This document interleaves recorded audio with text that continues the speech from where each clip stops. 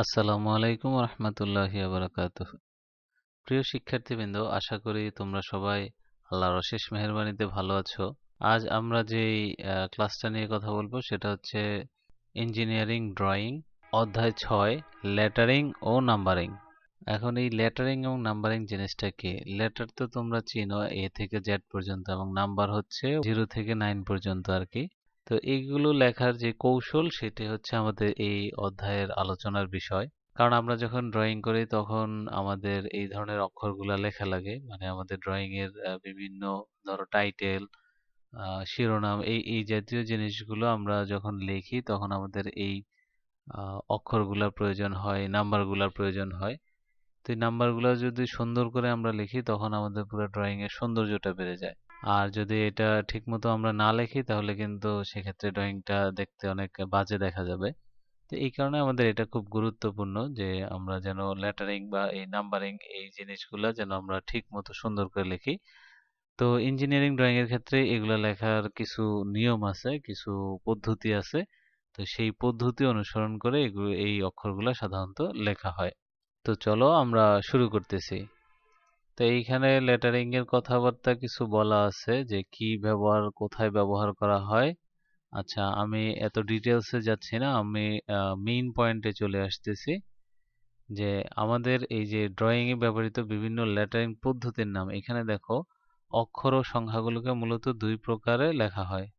আমরা যে অক্ষর বা সংখ্যাগুলো লিখি এগুলা দুইটা ওয়েতে লেখা হয়। একটা হচ্ছে লম্বা বা খাড়া, যেটাকে ভার্টিক্যাল অর আপরাইট বলা হয়। ইংলিশের নামটা মনে রাখবা, ভার্টিক্যাল, ভার্টিক্যাল বা আপরাইট। আর একটা নত বা হেলানো, এটাকে ইনক্লাইন্ড অর স্ল্যান্ট বলা হয়। এটার উদাহরণ হচ্ছে, ধরো আমি এখানে খেয়াল করো, এখানে এই যে এ অক্ষরটা লিখছি এটা কিন্তু একদম সোজা উপর নিচ, আর ডান পাশে যে এ অক্ষরটা এটা কিন্তু ডান দিকে একটু হেলানো বা কাত করা। যেমন বিটা ডান দিকে বাঁকানো, কিন্তু এই বিটা হচ্ছে আবার সোজা। তাহলে এইটা হচ্ছে ইনক্লাইন্ড আর এটা হচ্ছে কি ভার্টিক্যাল বা আপরাইট। তো মূলত এই দুই ধরনের লেখা হয়, একটা হচ্ছে হেলানো আর একটা হচ্ছে আপরাইট। আচ্ছা, নেক্সট দেখো লেটারিং বা অক্ষরের শ্রেণী বিভাগ। লেটারিং বা অক্ষর মূলত তিন শ্রেণীতে ভাগ করা হয়, যথা গথিক অক্ষর, রোমান অক্ষর আর মুক্তহস্ত অক্ষর।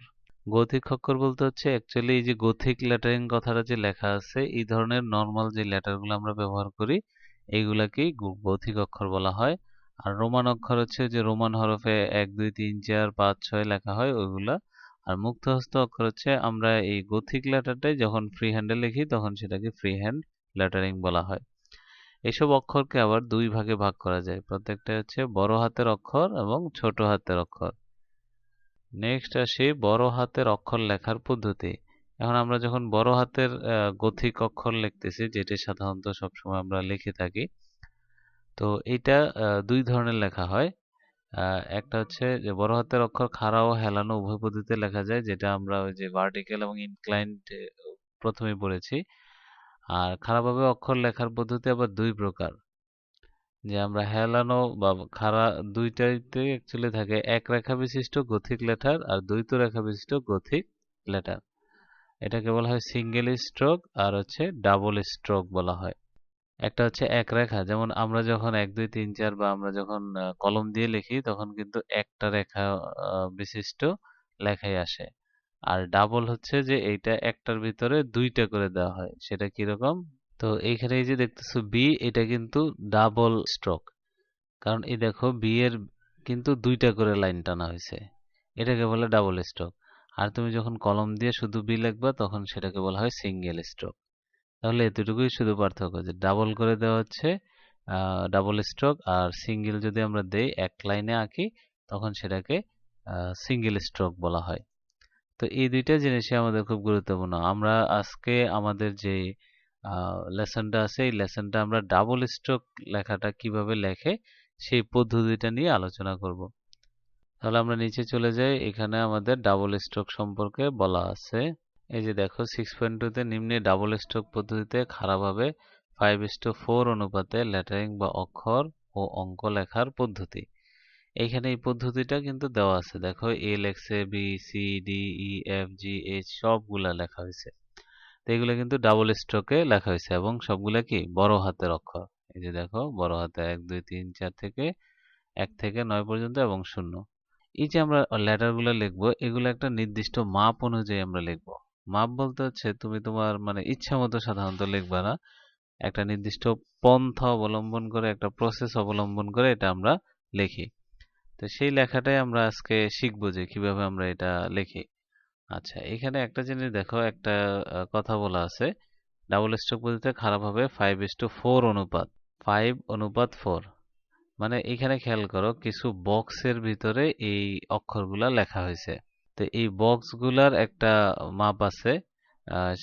দেখো এখানে ঘরগুলো একটু খেয়াল করো, নিচে 1 2 3 4, মানে এই ডান থেকে বাম পাশে 4টা ঘর, আর উপরের দিকে দেখো 5টা, 1 2 3 4 5।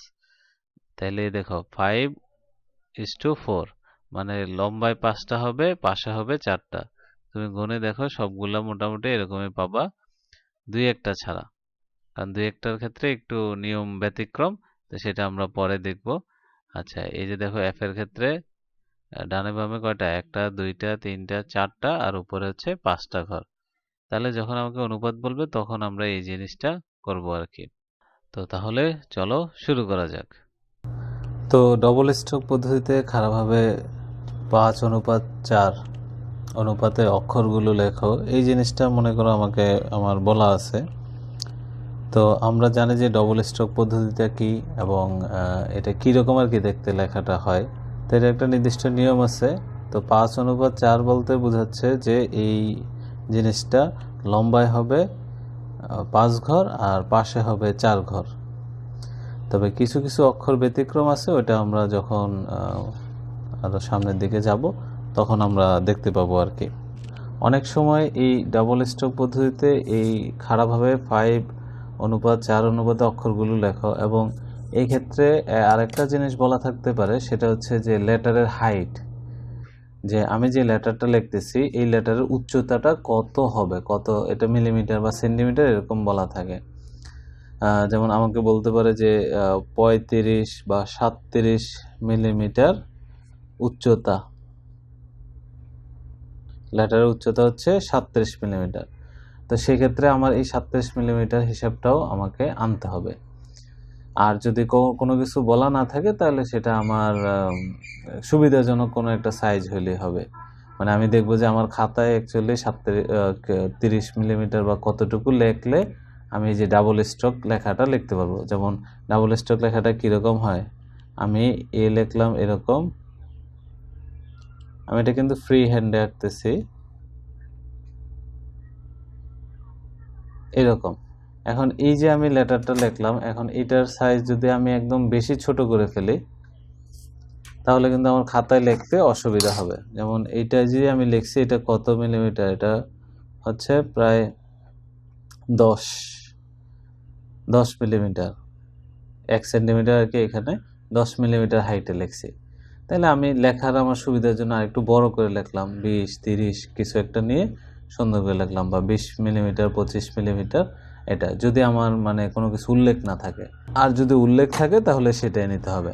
তাহলে আমরা দেখাচ্ছি যে প্রসেসটা, যে যদি উল্লেখ থাকে তাহলে কি করতে হবে, যেই প্রসেস, না উল্লেখ থাকলেও একই প্রসেস। তাহলে চলো শুরু করা যাক। তো ড্রয়িংয়ের জন্য সর্বপ্রথম আমার পেজটাকে রাখতে হবে, রাখার পরে এটা হচ্ছে আমার টি স্কোয়ার, তো ছোট করে টি স্কোয়ার বানানো আছে, তো এটা দিয়ে আমি আঁকবো। এবং আমার টেবিলটাও কিন্তু ছোট এবং এটা ড্রয়িংয়ের জন্য উপযুক্ত। এখন সর্বপ্রথম যেই কাজটা করতে হবে সেটা হচ্ছে আমার দেখো এই যে আমার যে টি স্কোয়ারটা আছে, এই টি স্কোয়ারটা আমি যখন এভাবে নাড়াচাড়া করি তখন এটা কিন্তু আমার এই পেজের সাথে একদম কি বলে বরাবর যাচ্ছে। ঠিক আছে, এই দেখো এই নাড়াচাড়া করতেছি। আচ্ছা, তোমাদের ক্ষেত্রে যদি না থাকে কোনো সমস্যা নেই, আমরা স্কেল দ্বারাই এটা করতে পারবো। তো আমরা ফার্স্টে কি করি, একটা জায়গা নেই যে আমি কিছু অক্ষর লিখবো, অক্ষর লেখার জন্য আমার একটা জায়গার প্রয়োজন আর কি। তো আমি একটা বড় জায়গা নেব। তো অলওয়েজ মনে রাখবো আমরা পেন্সিল ব্যবহার করব।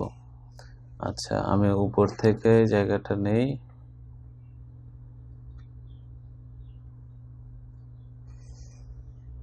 এই নিলাম। এখন এটা মনে করো যে আমাকে এই যে আমার এখানে 37 মিলিমিটার কথাটা উল্লেখ আছে, বা 35 মিলিমিটার, 25 মিলিমিটার। আচ্ছা, আমি 37 মিলিমিটার তাহলে নেই। তাহলে এই যে দাগটা দিলাম, দাগটা থেকে আমি 37 মিলিমিটার নিচের দিকে নিচ্ছি, 35, 36, 37। আচ্ছা, 37 মানে অনেক বড় হয়ে যাচ্ছে, আমরা এটা একটু কমাই দেই। আচ্ছা, বড় করে একে অসুবিধা কি? 35, 36, 37,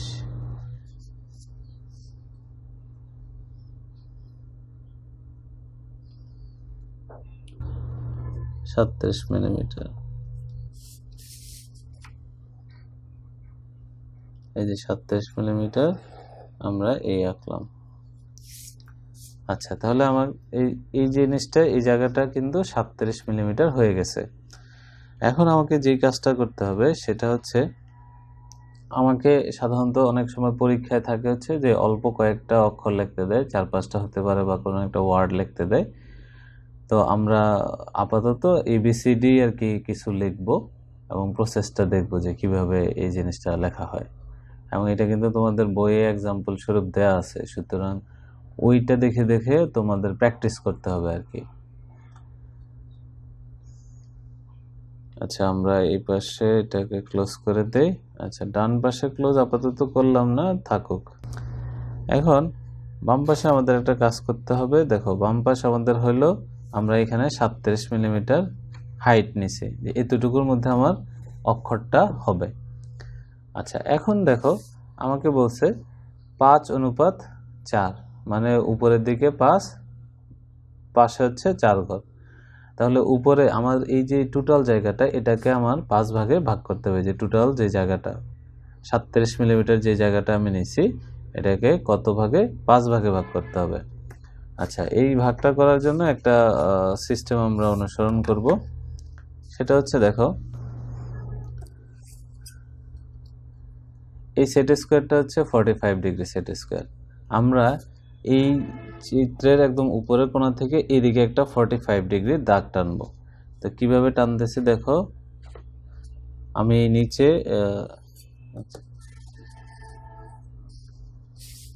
আমি এই নিচ বরাবর একটা আমার সেট স্কোয়ার রাখতেছি। আচ্ছা, এই রাখলাম। এবার এই সেট স্কোয়ারটা এটার উপর দিয়ে যে জাস্ট স্লাইড করে নিচ্ছি, স্লাইড করে এই কর্নারে আনছি, আনার পর এখান থেকে আমি এভাবে একটা দাগ টানছি। এটা কোনো মাপ নাই, তুমি চাইলে একটু বড় করে দাগ টানতে পারো। ওকে, এই যে একটা দাগ টানছি, এটা কিন্তু 45 ডিগ্রি হয়েছে, কারণ আমার এই যে এটা কিন্তু এই দাগটার সাথে সমান, বা এই দাগটা দুইটা কিন্তু কি বলে প্যারালাল বা সমান্তরাল।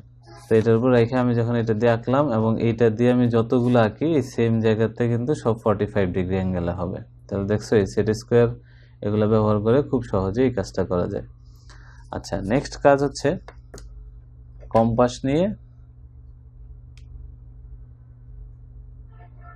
এই যে আমরা দাগটা টানলাম, এই দাগটা আমাকে 5টা ভাগে ভাগ করতে হবে, কারণ আমাদের এই উচ্চতাটাকে 5 ভাগে ভাগ করার কথা। তাহলে আমরা এই যে হেলানো যে 45 ডিগ্রি অ্যাঙ্গেল, 45 ডিগ্রি অ্যাঙ্গেলের যে দাগটা, এই দাগটাকে আমরা 5 ভাগে ভাগ করব। তো সেই জন্য তুমি কম্পাসটা যে কোনো সাইজের নিতে পারো, এটা তোমার ইচ্ছা মতো, এটার কোনো মাপ নাই। তবে একটু খেয়াল করবা যে 5টা ঘর যদি তুমি এখানে করতে পারো, মানে এই যে তুমি দাগটা দিয়েছো, দাগের বাইরে যদি চলে যায়, মনে করো তুমি একটা ভাগ নিছো এত বড়, তাহলে কিন্তু দাগ অনেক লম্বা দিতে হবে। তো একটু ছোট করে আমরা দিলাম যেন 5টা এখানে জায়গা হয় আর কি, আনুমানিক। ওকে, আমরা দাগগুলো টানতেছি, 1,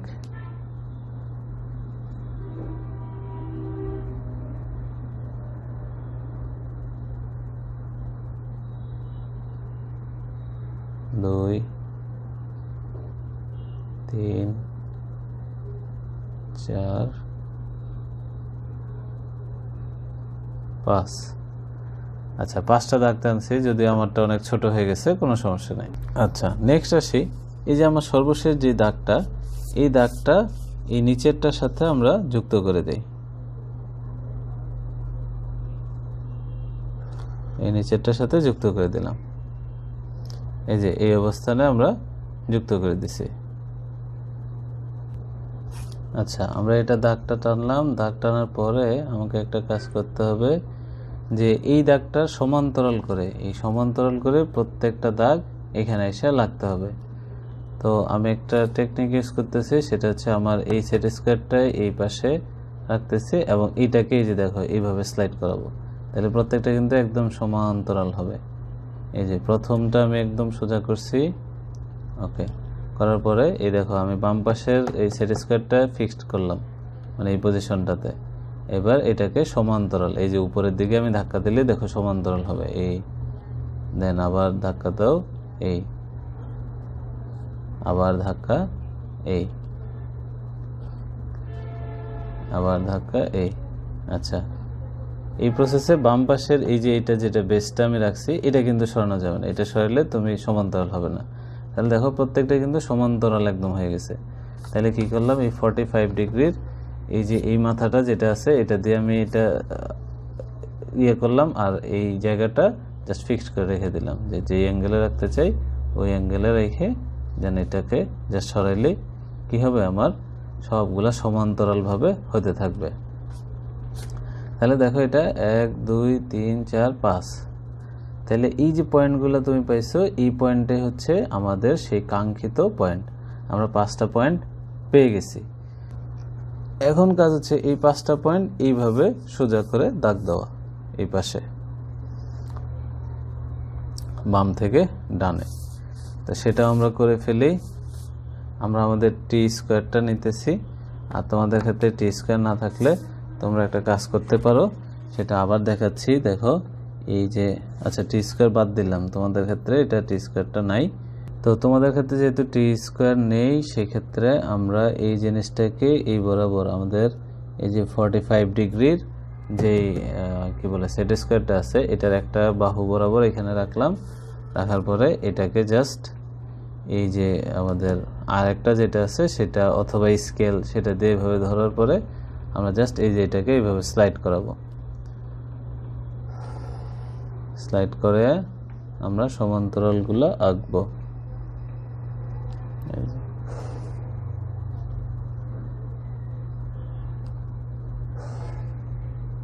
তবে এই ক্ষেত্রে বড় যদি সেট স্কোয়ার হয় তাহলে সুবিধা আর কি, আমরা একটানে পুরোটা এঁকে ফেলতে পারতাম, এখন কিন্তু ছোট হয়েছে। তাহলে চাইলে তোমরা স্কেল দিও, এটা যেন সমান্তরাল হয়। যেমন আমার এইখানে কিন্তু কিছুটা মনে হয় না, ঠিক আছে মোটামুটি এগুলা কিন্তু সবগুলা সমান্তরাল হয়েছে। তাহলে এই প্রসেসে আমরা পুরাটা এরকমভাবে আঁকবো যে লেটারগুলো আমরা এখানে লিখবো যতটা জায়গা হয়, তারপরে দ্বিতীয়টাতে আবার, তাহলে এরকমভাবে। বা চাইলে তুমি যদি আরেকটু ছোট করে নাও সেক্ষেত্রে দেখবা তোমার সুবিধা হচ্ছে আর কি, অল্প জায়গায় অনেকগুলো লেটার লিখতে পারতেছো। আমি দেখানোর জন্য একটু বেশি বড় করে নিছি, 37 মিলিমিটার। তুমি চাইলে আর একটু 20-25 নিয়ে দেখতে পারো, একবার ট্রাই করে দেখতে পারো যে কি হচ্ছে। আচ্ছা, নেক্সট যেই কাজটা, আচ্ছা আমি একটা কাজ করি, এই দাগগুলো আর একটু বড় বড় করে নেই, আমি স্কেল ইউজ করি তাহলে সুবিধা হবে। ওকে,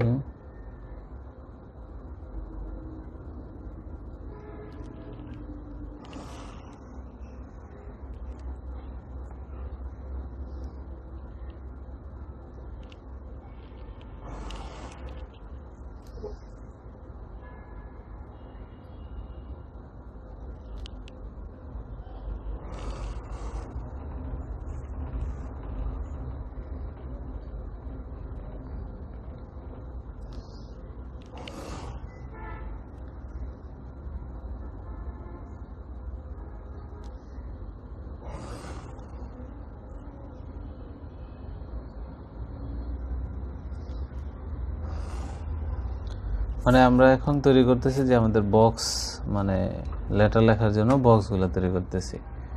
আচ্ছা, তাহলে প্রথমে এটা হয়ে গেল, এখন দ্বিতীয় কাজে আসি।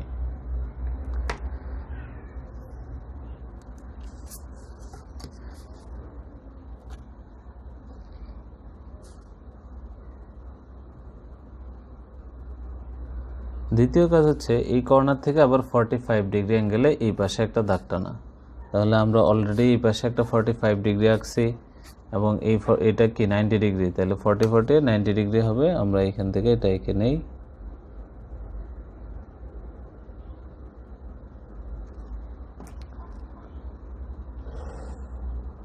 ওকে, এই যে হয়ে গেছে। আবার এইখান থেকে এখানে রাখলাম।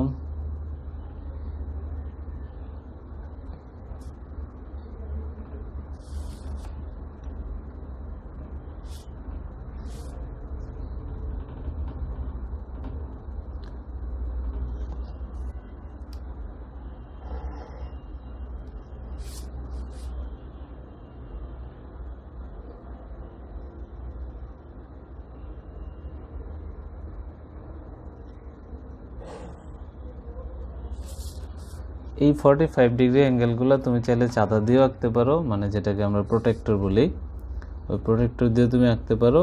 কিন্তু মানে সেট স্কোয়ারগুলো ব্যবহার করাটা গুরুত্বপূর্ণ, কারণ এটার ব্যবহারটা তোমাকে শিখতে হবে, যে এটার যে 45 ডিগ্রি অ্যাঙ্গেল আছে কোনটা, 90 ডিগ্রি অ্যাঙ্গেল আছে কোনটা, এই ব্যবহারগুলো তোমাকে জানতে হবে, শিখতে হবে, বুঝতে হবে।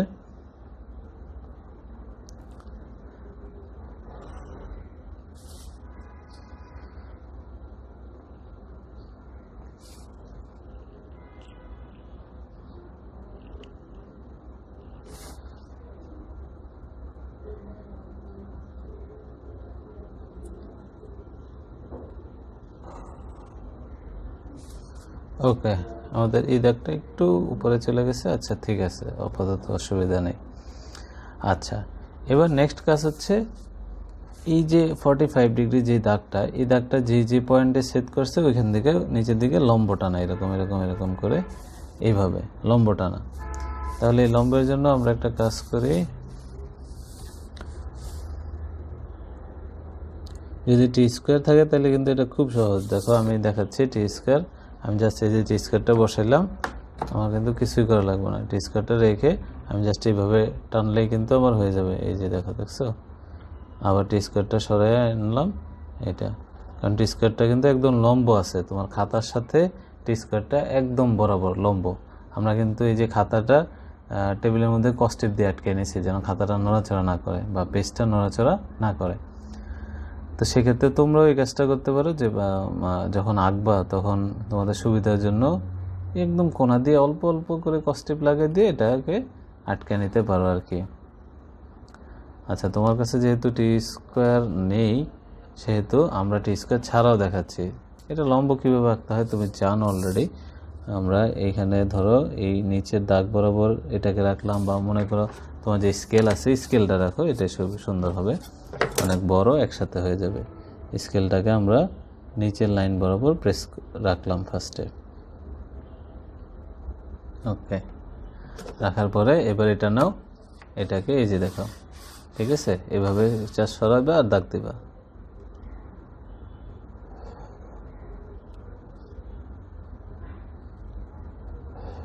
স্কেলটা যেন না সরায়।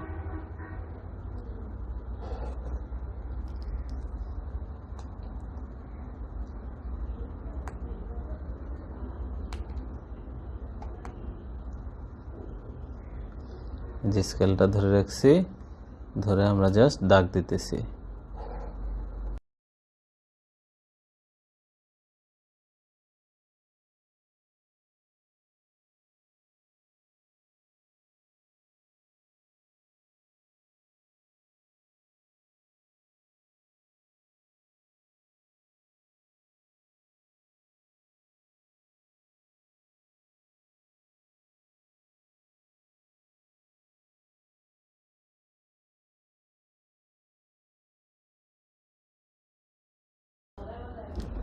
আচ্ছা, আমরা জাস্ট আপাতত এতটুকু দিলাম।